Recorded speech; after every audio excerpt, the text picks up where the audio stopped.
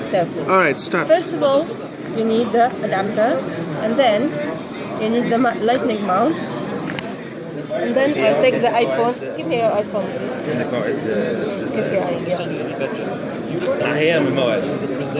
So now you can put.